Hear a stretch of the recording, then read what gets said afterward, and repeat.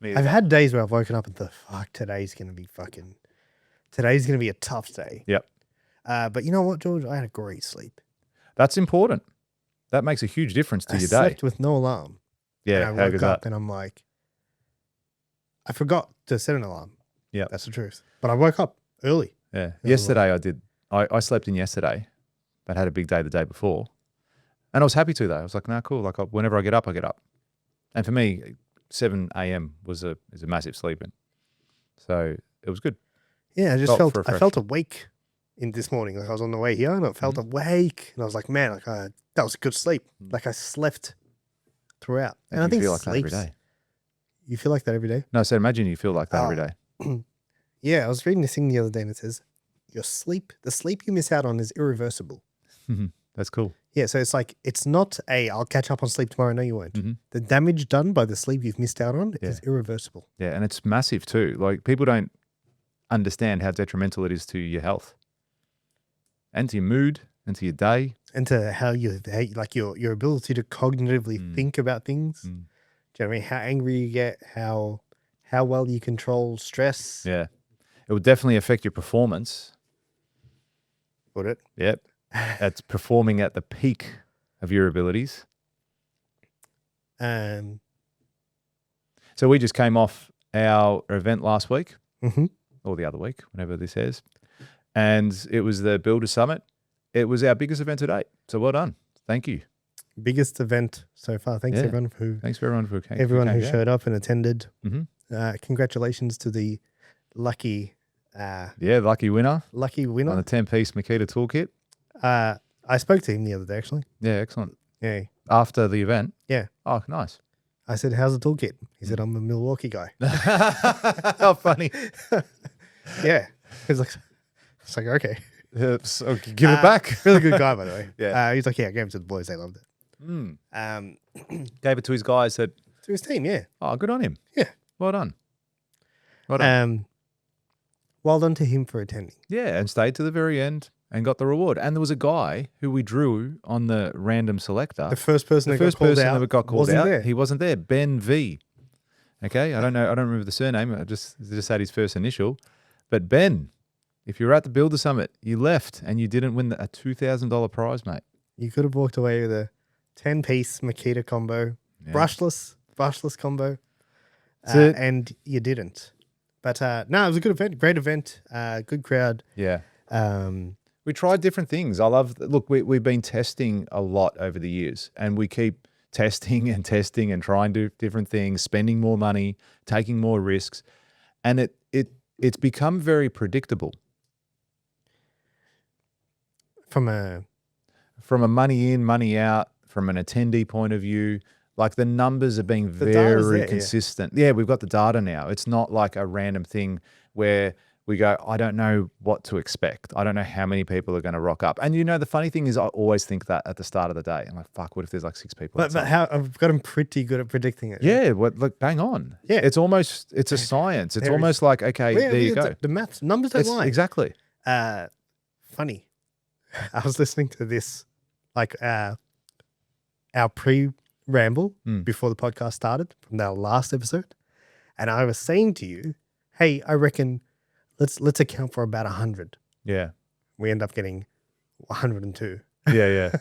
I'm like, fuck, that's pretty damn close, dude. Yeah, pretty good. Like, pretty good estimation to be within 2%. Can't fault that. The numbers don't lie. Yeah. And it begs the question, right? Because you said it to me, was it on the day? I think it was on the day. And it's like, okay, it was like 5 minutes before we let people in. And it's, what do we need to do? What things would you need to do? Like list everything. If you took all chance out and you're like, you've got to get 500 people in this room, what are the things you would do? List them all out. Now, that could be unreasonable. It could be like, well, get Elon Musk to be a guest speaker. Like what other things that would get people in the room? Because we had over 500 registrations. So over 500 people registered, took the time, clicked the ad, clicked the link, put their name, email, phone number, did all that aspect, got all the emails, got the phone calls, got the text messages. They got everything. What would it take to get those people in the room? And then it starts asking the question, we're going, well, am I doing enough? Are we doing enough? This time round, we filmed lots of ads, as in different content, talking to camera, going on site, being creative. We had a prize. We've never given a prize away. That's the first time we've done that. So as great as it was to get 100 people in the room, what does it take to get 200 people in the room? And I'd like to think it's not just spending an extra 30 grand. I want to think it's more than just that. Is that bad of me to think that? Or is it just throw money at it? Because no, it can't be. It'd have to be a combination of it. Because if I just threw money at it and didn't do any new ads, didn't do anything, didn't do any prizes, I'm sure the result would be worse. The ads are not. You have to do the ads. That's part of the requirement. That's right. Okay. But the other elements, like the confirmation calls, the incentive to come and hang out and stay for the day. Yeah. Other things like, days, times, location, cities. Yeah.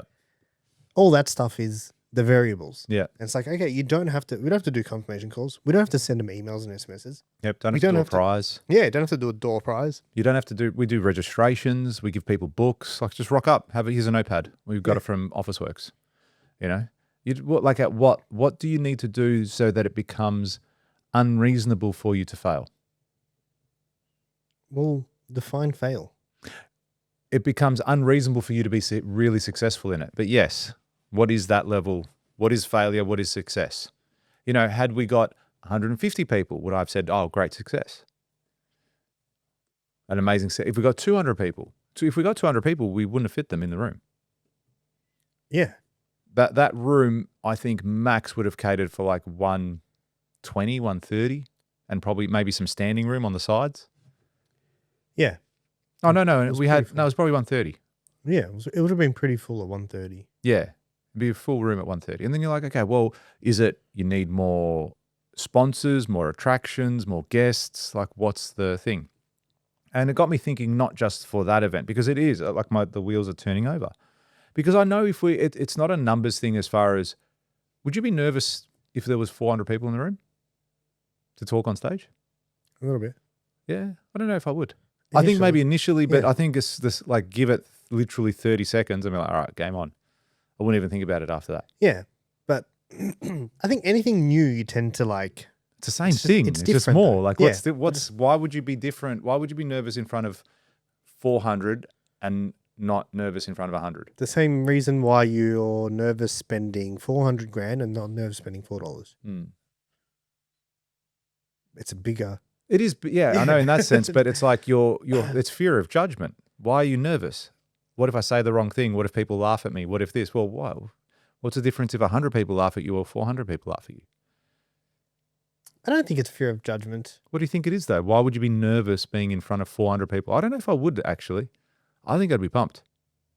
It's just like bigger stakes. That's all it is. Yeah, I mean, from the stakes, from a sale perspective, but the actual performance per se, being on stage, I don't think I would be nervous at that. Honestly, I don't think I'd be. But then you say, okay, well, is there a number? Is there 1,000? There's 100.